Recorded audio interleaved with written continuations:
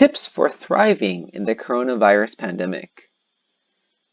Given that it's not going away anytime soon, we've all realized by now, it's time to move on with life. I don't mean going out necessarily. I mean working on yourself, doing stuff you've always wanted to do. I like The Onion. It's a satire, but its commentary on the news is quite insightful. Man not sure why he thought most psychologically taxing situation of his life would be the thing to make him productive. Admitting that a highly contagious, deadly pandemic had done little to stoke his creativity, local man Michael Ayers confided to reporters Wednesday that he wasn't sure why he had imagined the most stressful situation he had ever experienced with a thing that finally made him more productive.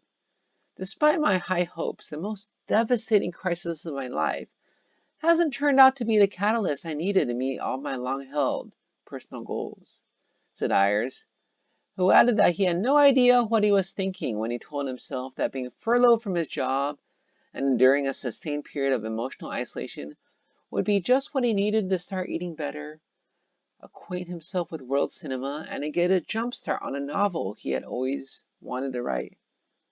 For some reason, I took a look at the economic catastrophe that may soon rival the Great Depression and said, oh great, now I'll have the energy and the space I need to focus on my creative side. But I guess living with ever-present crushing uncertainty and the knowledge that people all around me are dying wasn't the stimulus I needed after all. At press time, Ayers had reportedly decided that, going forward, he would instead focus all his time and attention on feeling guilty about his lack of productivity. It's hard to get motivated. I'd be the first one to say that. I was in Singapore, quarantined in a hotel room, smaller than basically anybody's place in America, even those who live in New York City. Probably London-sized hotel room, I'd say. Maybe a little bit bigger than that. And I was gonna work on stuff.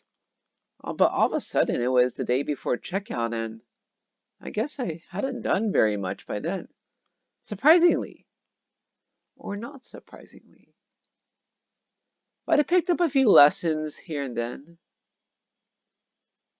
And so we'll start a series on thriving during the pandemic. I'll put out some tidbits, some pointers, some ways to change your thinking, sometimes just to do it.